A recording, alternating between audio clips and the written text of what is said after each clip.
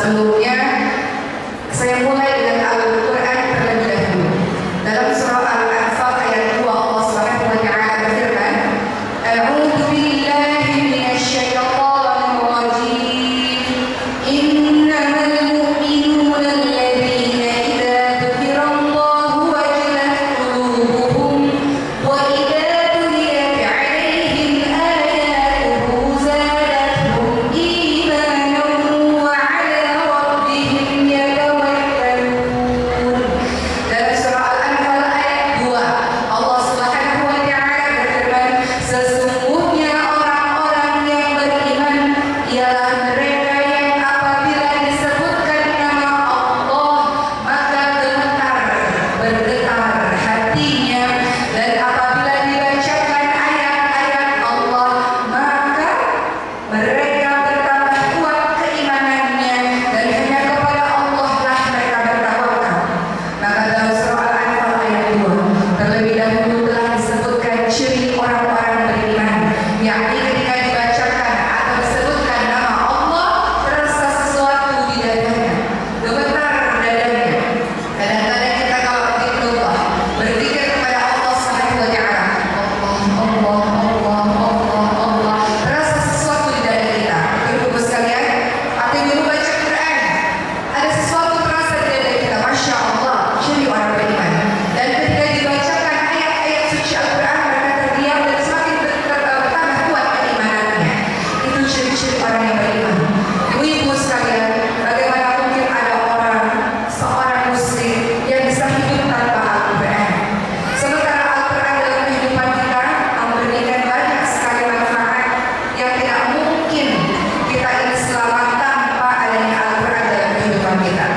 Sudah tahu begitu banyak faedah atau manfaat Al-Quran dalam kehidupan kita, namun banyak muslim yang tidak membacanya atau jarang-jarang membacanya. Al-Quran hanya dijadikan sebagai hiasan saja di dalam lemari, atau Al-Quran hanya dijadikan hiasan di kaligrafi, atau hanya dijadikan sebagai upacara seremonial saja ketika acara khitan, ketika acara akikah, ketika acara 7 bulan dan sebagainya. Tapi Al-Quran tidak dibaca sehari-hari. Bagaimana mungkin ini bisa terjadi?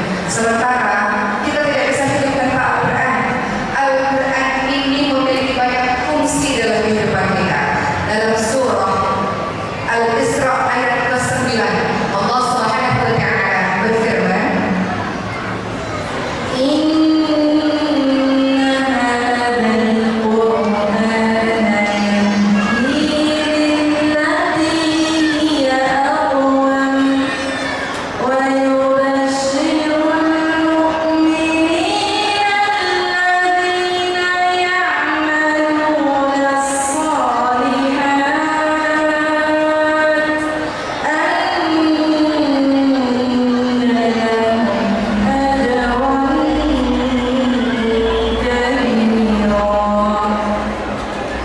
Sesungguhnya Al-Quran ini memberikan petunjuk kepada jalan yang lebih lurus dan memberikan kabar gembira kepada orang-orang yang beriman, yang mengerjakan amal saleh, dan bahwa bagi mereka ada pahala yang besar.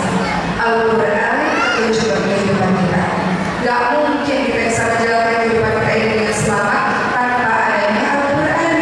Oleh karena itu seorang muslim wajib membaca Al-Quran setiap hari. Setiap hari kita baca Quran. Maka Rasulullah kalau dia membacanya terbata-bata dia dapat 2 pahala. Kalau dia membacanya tidak baca, maka dia bersama dengan malaikat yang mulia limpaan. Jadi baca Al-Quran dia sebagai petunjuk bagi kehidupan kita. Termasuk dalam surah Al-Baqarah 185 Allah Subhanahu wa taala menyatakan, "A'udzu minasyaitonir rajim. Syahrul Ramadan alladzi unzila fihi al-Qur'an hudan lin-nasi wa bayyinatin minal huda wal furqan." Beberapa hari yang ditentukan ialah bulan Ramadan, bulan yang telah diturunkan Al-Quran sebagai petunjuk bagi umat manusia yang menjelaskan penjelasan antara berbeda yang hak dan yang batil. Jadi Al-Quran fungsi pertama dia sebagai petunjuk, dia sebagai hidayah, sumber hidayah bagi kita. Ibu-ibu ingat bagaimana kisah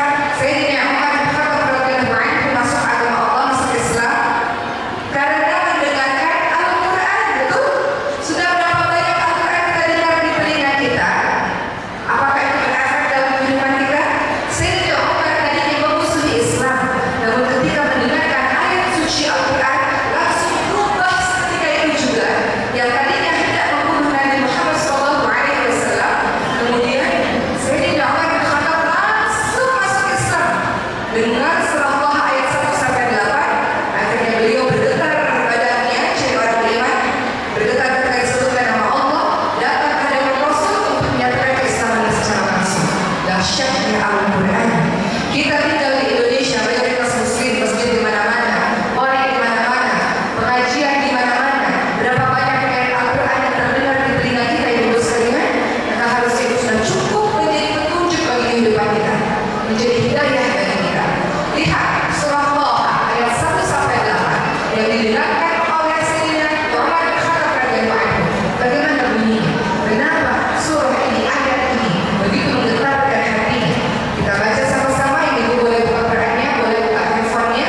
Surah Taha ayat 1 sampai 8. Surah yang mampu menggugah hatinya Sayyidina Umar bin Khattab. Beliau dapat petunjuk mendengarkan Quran tersebut dan menjadi sebaik-baik orang, Masya Allah. Kita baca surah Taha ayat 1 sampai 8.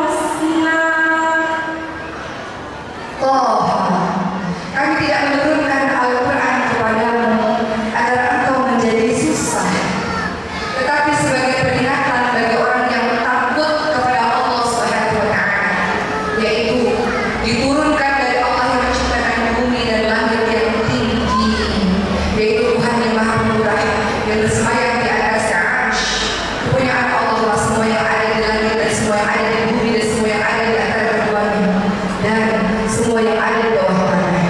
Dan jika kamu meneraskan ucapanmu, maka sesungguhnya Allah mengetahui rahasia yang lebih tersembunyi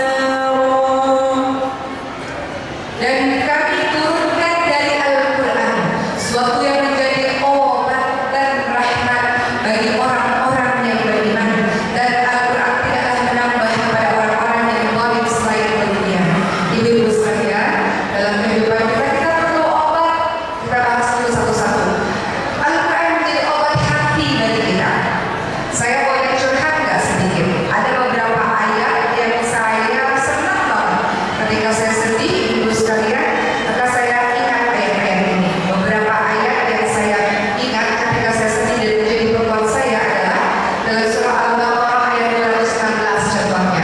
Allah Subhanahu wa taala berfirman, "A'udzu billahi minasyaitonir rajim.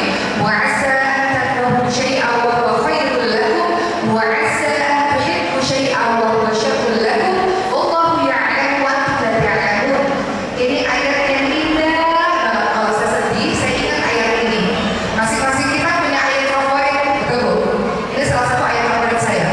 Boleh jadi kamu membenci sesuatu, padahal itu amatlah baik untukmu, dan bisa jadi kamu menyukai sesuatu. Kamu ingin itu terjadi kepada Allah tidak kasih, karena Allah tahu itu sangat buruk bagimu. Allah mengetahui, sedangkan kamu tidak mengetahui.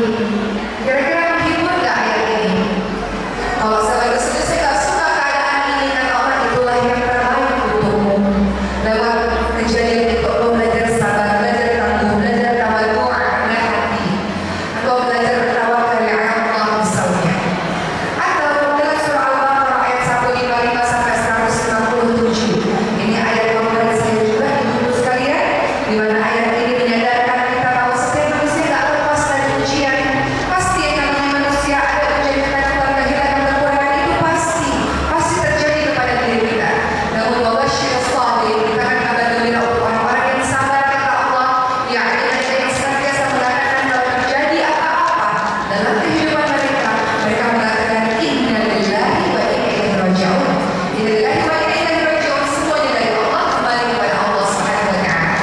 Mari kita baca sama-sama surah Al-Baqarah ayat 155 sampai ayat 157. Ini ayat-ayat menghibur bagi diri kita, yang menjadi salah satu bukti bahwa Al-Quran bisa mengobati hati kita. Surah Al-Baqarah 155 sampai 157. Allah Subhanahu wa taala berfirman,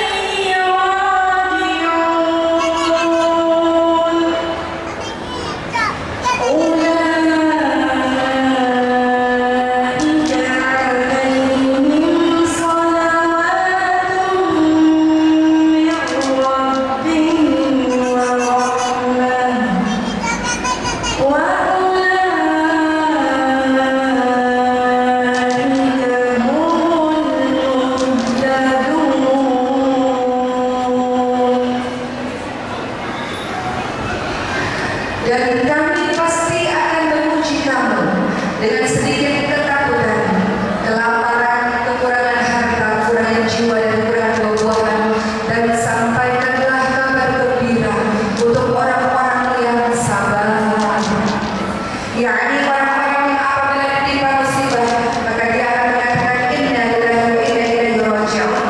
Sesungguhnya kamilah milikmu ya Allah, dan kepadamu lah kami kembali, kepadanya lah kami kembali. Mereka itulah orang-orang yang memperoleh ampunan dan rahmat dari Tuhannya, dan mereka itulah orang-orang yang dapat petunjuk. Ini hanya salah satu ayat dari sekian banyak ayat yang bisa menjadi obat bagi hati kita, teman-teman sekalian. Bayangkan kalau dalam kehidupan kita tidak ada Quran,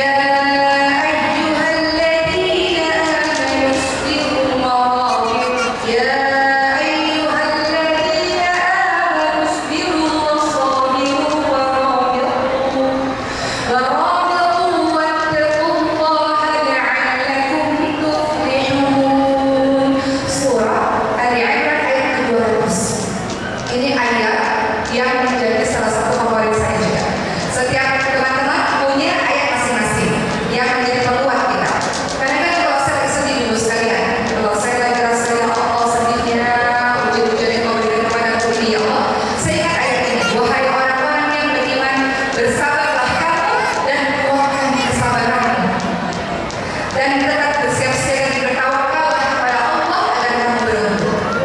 Jadi dari sekian banyak ayat-ayat, kita bisa pilih ayat-ayat mana yang bisa menghibur hati kita, menjadi obat bagi kita, teman-teman sekalian. Jadi Al-Quran menjadi obat. Bayangkan kita hidup tanpa adanya Al-Quran dalam keseharian kita. Apa jadinya kita? Begitu pula tidak hanya obat bagi hati yang sedang sedih, gundah-gulana, dan menjadi penguat bagi kita, juga obat sihir. Seperti yang kita tahu Rasulullah SAW pernah disihir oleh seorang Yahudi, teman-teman sekalian, yang mana ketika itu Rasulullah SAW menemukan ternyata yang buat sihir itu namanya apa, Bu? Kalau di sini gugur, apa namanya di sini? Ya itulah perantara untuk sihirnya itu diletakkan di dalam sumur dan akhirnya ditemukan. Dan kemudian Rasulullah SAW meminta kepada para sahabatnya supaya apabila kita dari sihir atau untuk menyelamatkan kita dari berbagai macam sihir, kita baca surah Al-Falaq atau kita baca surah An-Nas. Itu termasuk surah perlindungan bagi diri kita. Surah Al-Falaq itu kita baca setiap pagi dan petang. Boleh nggak kita baca sama-sama Al-Falaq? Supaya kita semakin menyadari betapa dahsyatnya surah ini, karena surah ini melindungi dari berbagai macam kejahatan. Kita akan baca surah Al-Falaq bareng-bareng, boleh Bu? Hayya nabda naqra surah Al-Falaq. Nah, sekarang surah Al-Falaq.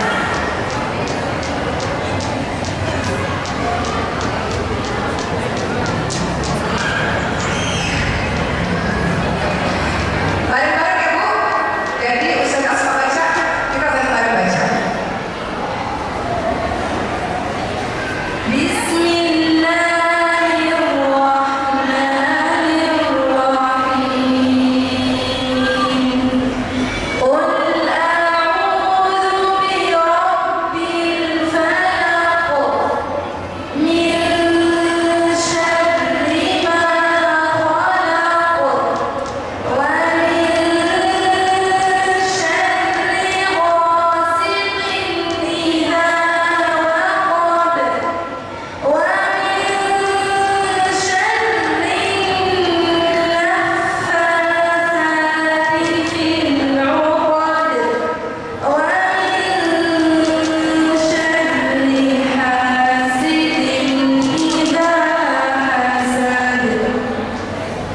Dahsyatnya surah ini kadang-kadang kita tidak memahami atau kadang-kadang kita tidak menyadari artinya yang sangat luar biasa. Surah Al-Falaq, Masya Allah Ibu sekalian, ini pelindung dari kejahatan manusia, dari kejahatan para syaitan dan juga para penyihir. Dalam surah Al-Falaq Allah SWT berfirman, katakanlah aku berlindung kepada Tuhan yang menguasai waktu fajar, waktu subuh, dari kejahatan makhluk yang Allah ciptakan. Aku berlindung ya Allah dari kejahatan malam apabila tergelap gulita. Aku berlindung ya Allah dari kejahatan perempuan-perempuan penyihir yang meniup pada pukul-pukulnya, yang melaksanakan sihirnya di waktu malam itu. Dan juga aku berlindung kepadamu ya Allah dari kejahatan orang-orang yang dengki. Ada jenis orang